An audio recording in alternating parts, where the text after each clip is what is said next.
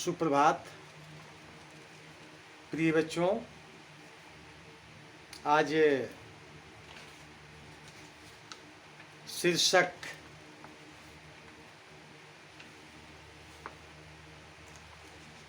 लघु भारत पाठ संख्या 3 के अंतर्गत पाठगत जो बात है उसके संदर्भ की आज हम लोग चर्चा करेंगे। वास्तव में लघु भारत किसे कहा गया है, क्यों कहा गया है और क्या वास्तव में वह लघु भारत है, इन सारे संदर्भों की चर्चा हम करेंगे।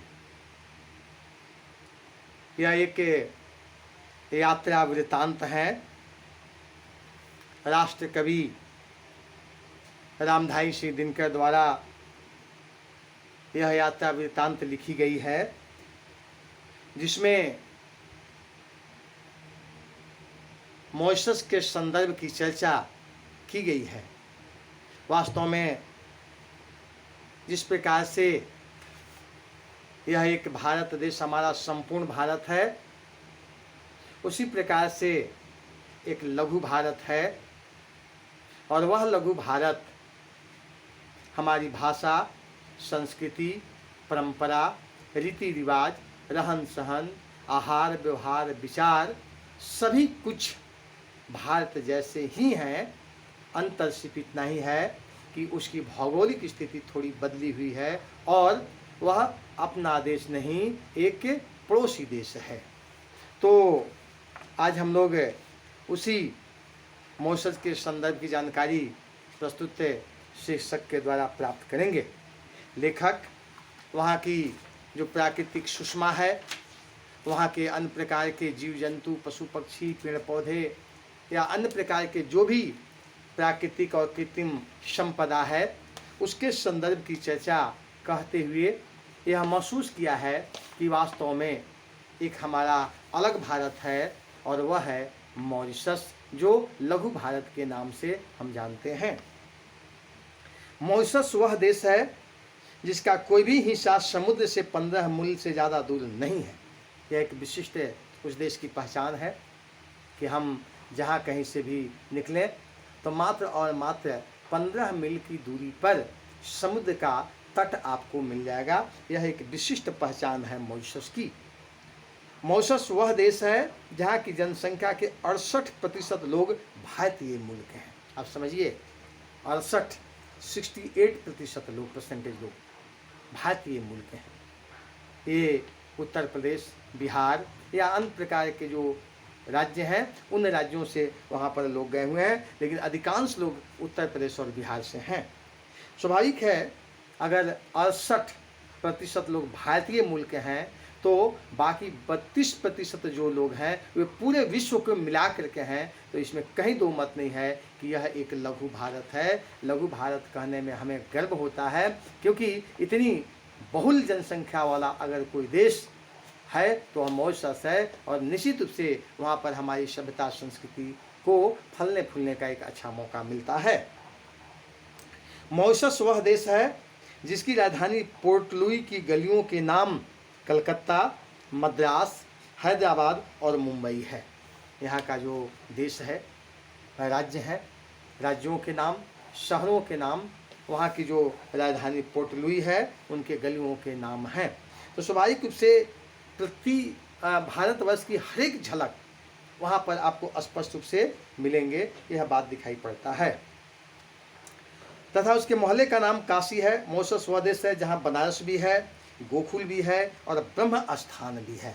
ब्रह्म स्थान के साथ हमारे जो भी देव स्थल हैं, उन देव स्थलों का नाम भी वहाँ पर ब्रह्म स्थान, ईश्वर की जगह नहीं। तो हम देख सकते हैं कि हमारा जो देवत्व स्थली है बनारस, काशी, वो अभी वहाँ पर है। भगवान कृष्ण की जन्म स्थली भी है और सब कुछ वहाँ पर है।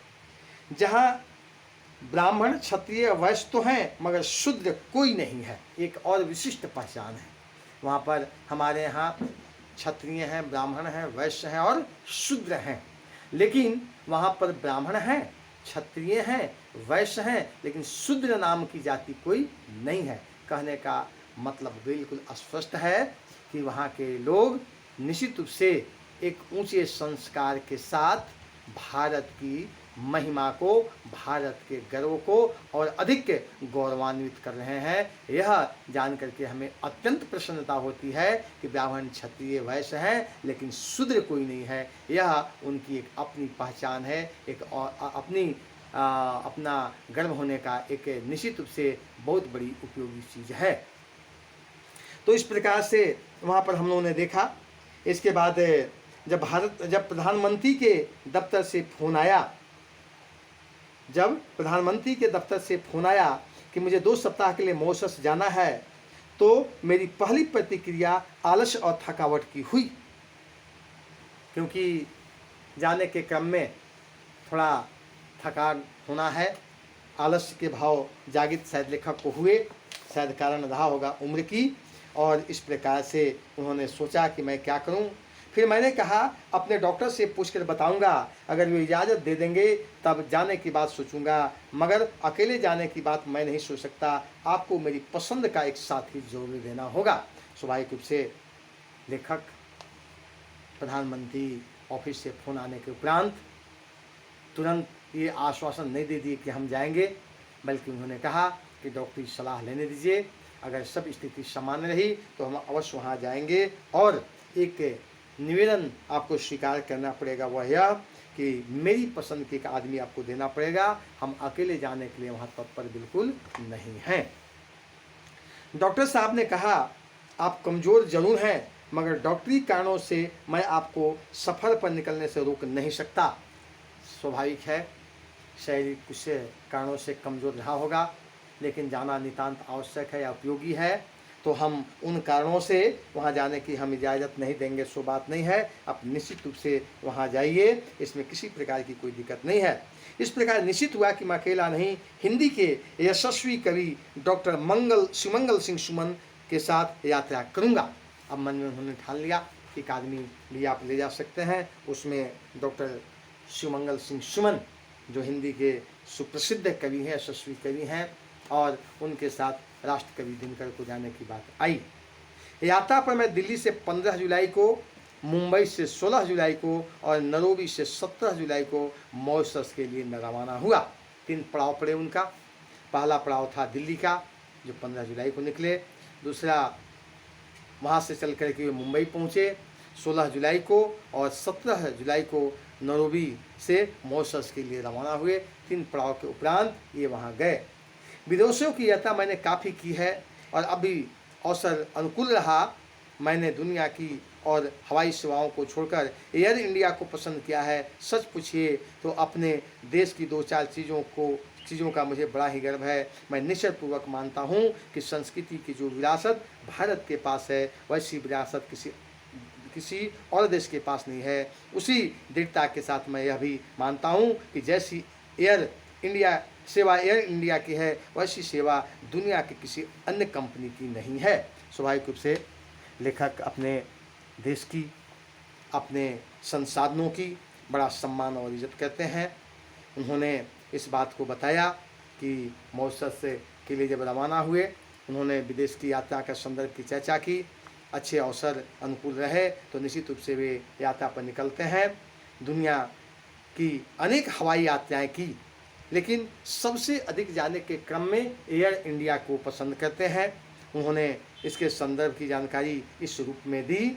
सच पूछिए तो अपने देश की 2-4 चीज़ों का मुझे बड़ा ही गर्व है। मैं निश्चयपूर्वक मानता हूँ कि संस्कृति की जो विरासत भारत के पास है, वैसी विरासत किसी और देश के पास नहीं है। हमारी संस्कृति, हमारी परंपरा, हमारा रीति रिवाज, हमारा रहन सहन वास्तव में शिष्टता का एक द्योतक है। इसे हम अंतःकरण से स्वीकार करते, जो दुनिया के किसी भी देश के पास यह नहीं है। ठीक उसी प्रकार से उस दृढ़ता के साथ यह भी मानता हूँ कि जैसी सेवा एयर इंडिया की है, वैसी सेवा दुनिया की किसी कंपनी की नहीं है। वहाँ पर उन्होंने एयर इंडिया की भी चर्चा की, जिस विमान के माध्यम से वे जाने का, सफ़र करने का अपना सफलतम प्रयास करते हैं, उसमें यह कंपनी का जो यात्रा कराने का जो तरीका है, संस्कार है, वह निश्चित रूप से प्योर भारतीय है और इसको वे अंतःकरण से स्वीकार करते हैं। तो आज के लिए इतना ही। अगले क्लास में अन्य बातों को मिल जाएगा। बहुत बहुत धन्यवाद।